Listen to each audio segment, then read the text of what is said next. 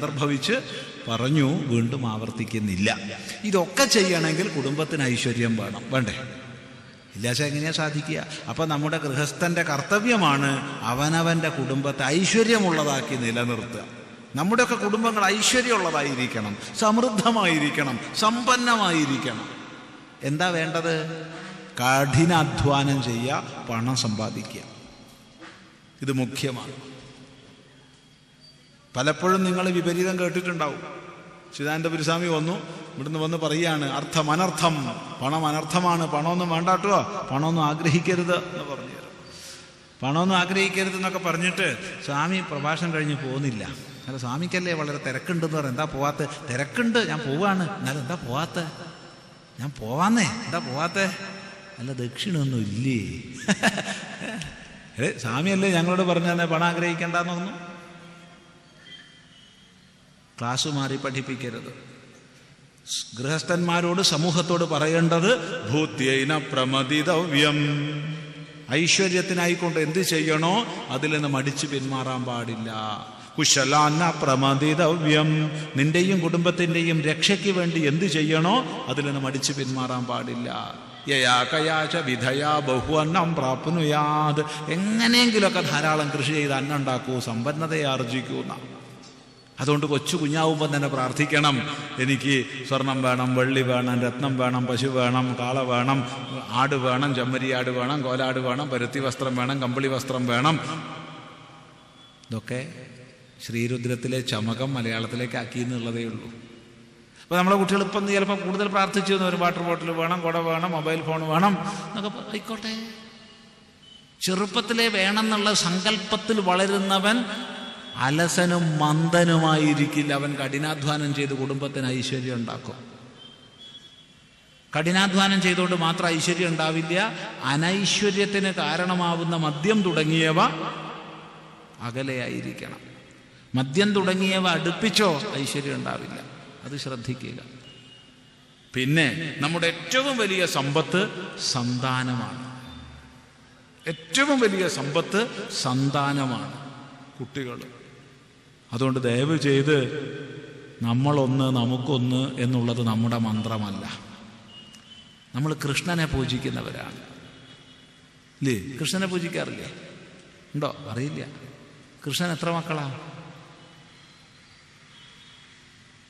കൃഷ്ണന് 8 ഭാര്യമാരിൽ 10 വീതം 80 മക്കൾ വെളിവിലുണ്ട്.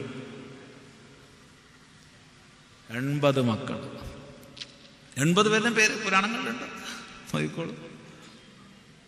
ആ കൃഷ്ണനെ പൂജിക്കുന്നവരാണ് നമ്മൾ. ശ്രദ്ധിക്കുക. ഇന്ന് ഹിന്ദു സമൂഹത്തിലെ കൃഷ്ണന്റെ പ്രതിമയൊക്കെ ഗംഭീരമായി വെച്ച വീട്ടിലും എനിക്ക് അരക്കുട്ടി, നിനക്ക് അരക്കുട്ടി, രണ്ടിനും കൂടി ഒരു കുട്ടി, ഭാര്യയ്ക്കും ഭർത്താവിനും കൂടി. ഇതെന്താ അങ്ങനെ പറഞ്ഞതെന്ന് ചോദിച്ചാൽ, ഹിന്ദു സമൂഹത്തിൽ ഇന്ന് 30% വിവാഹമോചനം നടക്കുന്നുണ്ട്. 30% ഡിവോഴ്സ് നടക്കുന്നുണ്ട്. അങ്ങനെ ഡിവോഴ്സ് കഴിയുമ്പോൾ പിരിക്കണമല്ലോ, സ്വത്ത് വീതിക്കണമല്ലോ. അപ്പം എത്ര കുട്ടിയാ? ആകെ ഒരു കുട്ടിയുള്ളൂ. പകുതി നിനക്ക്, പകുതി എനിക്ക്. വല്ലാത്തൊരു കഷ്ടമാണ്. ഇപ്പോൾ മോട്ടോർ ബൈക്കിലൊക്കെ കയറി കഴിഞ്ഞാൽ ചെറുപ്പക്കാരെ വിചാരം റോക്കറ്റാന്നാണ്. ശ്രാദ്ധം ചെയ്യാൻ പോലും വേറൊരാളുണ്ടാവില്ല. ഈ ദുരവസ്ഥയാണ് ഹിന്ദു ഭവനങ്ങളിൽ. നമുക്കിപ്പോൾ ചിലപ്പോൾ തമാശ പോലെ തോന്നും, തമാശയല്ലത്, വളരെ വലിയ ദുരവസ്ഥയാണ്. നമ്മുടെ സമാജ പ്രവർത്തനങ്ങൾക്കാളില്ല. കാരണം ആകെ ഒരു കുട്ടിയേ ഉണ്ടാവുള്ളൂ. പിന്നെ അവനെങ്ങനെയാണ് സമാജ പ്രവർത്തനത്തിനാവും? അവൻ കുടുംബത്തിലേക്ക് തന്നെ കാര്യം നോക്കാനേ ഉണ്ടാവുള്ളൂ. മുമ്പ് അതായിരുന്നില്ല സ്ഥിതി. നമ്മുടെ രാഷ്ട്രീയ പ്രവർത്തനത്തിന്, സമൂഹ പ്രവർത്തനത്തിന് കവികളും സാഹിത്യകാരന്മാരുമായിട്ടൊക്കെ ഒരുപാട് പേര് വന്നുകൊണ്ടിരുന്നത് കുട്ടികൾ കുറേ ഉണ്ടായതുകൊണ്ട്. വലിയ പ്രശ്നമാണ്, തമാശയാന്ന് വിചാരിക്കരുത്. അതുകൊണ്ട് ദയവ് ചെയ്ത് ഒരു കുട്ടി എന്നുള്ളത് നമ്മുടെ നിയമമല്ല. നമുക്ക് സ്വീകരിക്കാമായിരുന്നു, മറ്റുള്ളവരും അത് സ്വീകരിക്കുകയാണെങ്കിൽ. മുസ്ലിമിന് ആവറേജ് 6-7 കുട്ടികളായിരുന്നു. ആവറേജ്. പറയുന്നത് ശരിയല്ലെങ്കിൽ നിങ്ങൾക്ക് പറയാം. സ്കൂൾ വിട്ട് പോണ കുട്ടികളുടെ നോക്കിക്കോളൂ. 10 തട്ടൊട്ടുകളുണ്ടെങ്കിൽ 1 ഉണ്ടാവുള്ളൂ തട്ടോടാത്തത്. ഈ രീതിയിൽ ജനസംഖ്യയുടെ വിപരീതാനുപാതം വളർന്നാൽ എന്തായിരിക്കും നാളെ ഇവിടുത്തെ അവസ്ഥ എന്നുള്ളത് പരിഗണിച്ചാൽ നല്ലത്. അത്രേ പറയുന്നുള്ളൂ. നാളെ ഒരാൾ ചോദിച്ചു, സ്വാമിക്ക് ഇത് പറയാനുള്ള അധികാരമുണ്ടോ? സ്വാമി കല്യാണം കഴിച്ചിട്ടുണ്ടോ? സ്വാമിക്ക് കുട്ടികളുണ്ടോ? കുട്ടികളുണ്ടോ എന്നുള്ളത് അവിടെ നിൽക്കട്ടെ, കല്യാണമൊന്നും കഴിച്ചിട്ടില്ല.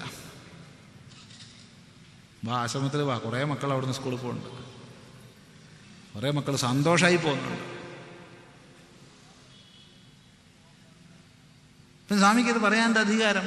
നമ്മൾ താൻ ഈ ഹൈവേ കൂടെ പോണ സമയത്ത് കണ്ടിട്ടുണ്ടോ ചില ഹോട്ടലിൻ്റെ മുമ്പിലൊക്കെ ഒരാൾ ഹോട്ടലിൽ നിന്നൊരു ബോർഡും പിടിച്ചിട്ട് ആ പോണ വഴിയത്തെ ആൾക്കാരൊക്കെ വിളിക്കും, അങ്ങനെ മാടി വിളിക്കും. ചില ആൾക്കാർ ചില വർണ്ണക്കൂടയൊക്കെ പിടിച്ചിട്ട് ആകർഷിക്കുന്ന രൂപത്തിലൊക്കെ ചില വേഷമൊക്കെ ധരിച്ചിട്ടാണ് ഇങ്ങനെ മാടി വിളിക്കും.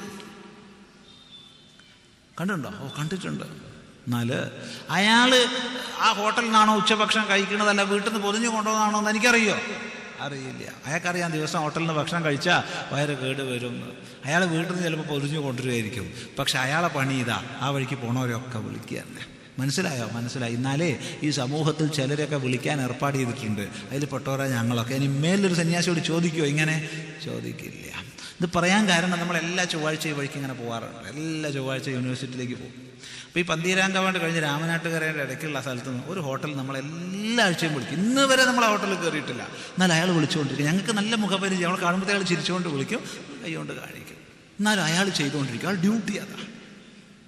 ഞാൻ അന്ന് വരെ ചോദിച്ചിട്ടില്ല നിങ്ങൾ അവിടെ നിന്നാണോ ഭക്ഷണം കഴിക്കണത് അല്ല വീട്ടിൽ നിന്ന് കൊണ്ടുവന്നാണോ. ശ്രദ്ധിക്കുക.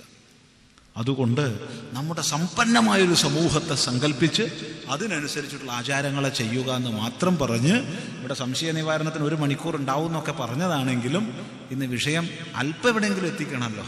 അതിനു വേണ്ടി തന്നെ നമുക്ക് കുറേ സമയം പോയിട്ടുണ്ട്. സാരമില്ല, സംശയ നിവാരണത്തിലേക്ക് കടക്കാം.